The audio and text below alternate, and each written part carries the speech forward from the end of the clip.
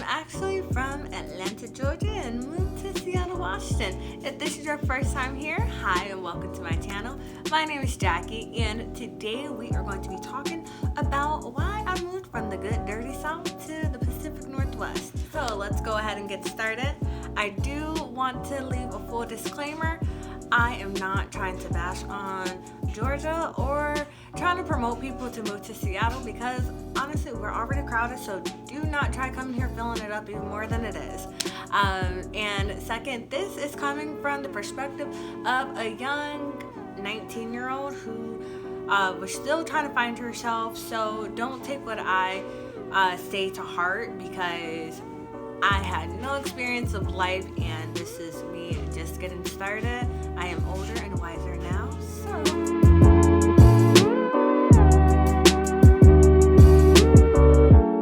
so let's talk about my life in Atlanta and how I was doing. This was when I was 18 years old, freshman in college, or just ended my freshman year of college, came home trying to get me a summer job. Literally nowhere was hiring. I applied every single place that I could. I went on many interviews, but I think just being a young college kid with no experience in life, nobody hired me. So that was already the first thing that helped with the decision making. The next thing was my school life. When I came to school, I entered my first year of college, and like in the movies where everyone there just lives this party life. You go party, nobody actually goes to class, and that's kind of what my perspective of it was. I never went to class.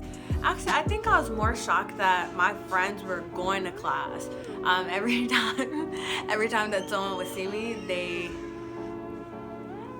just knew me as a party girl. I don't think anyone knew that I wasn't going to class. They just knew that if they wanted to kick it, I'm always down. So it's like, oh, you need someone to party with at 11 o'clock in the morning on a Tuesday? I'm your girl.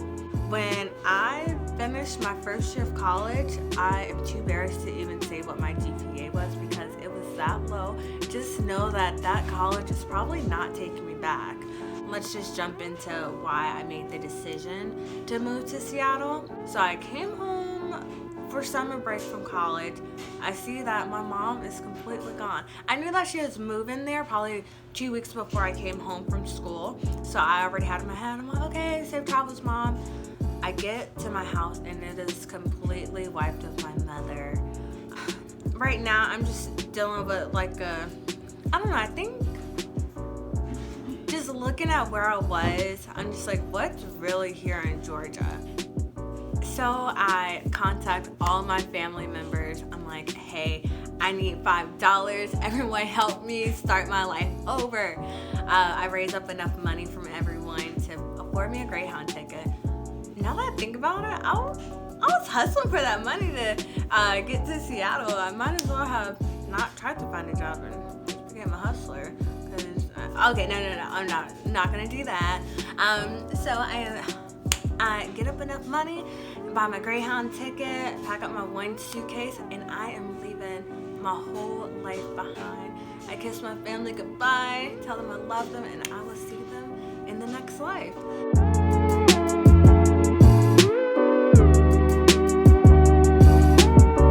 want to say there was 22 stops, 4 days, 11 states, and I make it to Seattle. I've never smelled so bad in my life. I needed a shower. I've been on this bus with all these strangers. It's not a fun experience, but I was very happy because at the time I did feel like my life was falling apart. So my mother was my safe haven.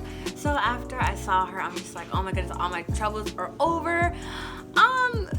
However, when you are 17 and having your mom take care of you versus when you're 18 and it's kind of like, well, you made the decision to come on your own, I realized she was not about to pay my rent. She was not going to buy me a car and all that good stuff. So I'm like, shoot, I really have to go out here and hustle.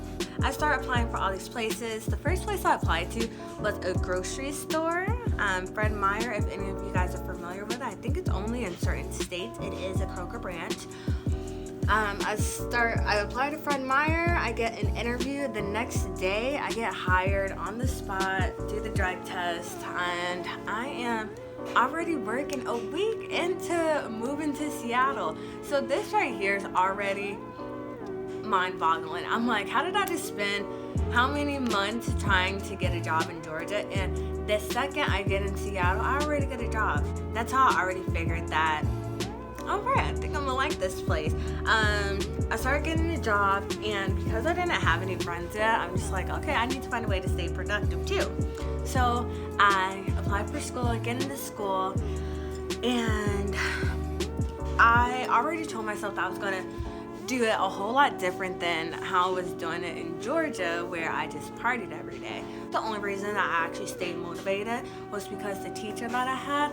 So that teacher just kind of pushed me to keep going. She kind of knew about some of my experiences and she didn't want to see me fail. So I graduate, everything's amazing. I'm just like, hell yes, Seattle. I'm already making friends, I'm making money, I got me a degree. So everything's looking up. And then the only thing I was missing was love. How is the dating? So if you are looking for a dating advice, I do not know. I don't know how to go about, like, getting in the scenes, because I've only dated 2 people, and both of them I met at work, which brings me to my current partner, my girlfriend. I did get a job after Fred Meyer as a manager, and I saw this really cute girl there.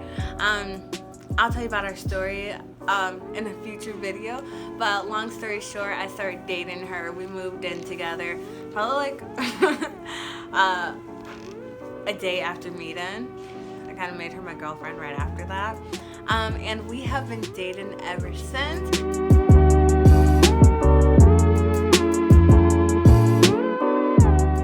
So the question I get asked probably the most is, do you plan on moving back to Atlanta? And the answer is hell no. Not because I don't like it, more so because the life that I had there versus I'm living in Seattle is so different. I feel like I've made such a positive impact to myself and my well-being being here, and everything is just so much more positive for me. If I was more of a city person and felt like I have more things to do, I probably would go back. But right now, since being in Seattle, I have gone hiking every weekend. I made so many great friends. I did want to go a little more in depth comparing the two when it came to cost of living and thinking about where to live if you were trying to live in the city or on the outskirts, if you're going to be living by yourself or with roommates, and my crazy roommate stories. So I'll be telling you guys some more about that in my next video, but thank you so much for watching this one today, and I hope you have a great day, and I'll see you next time.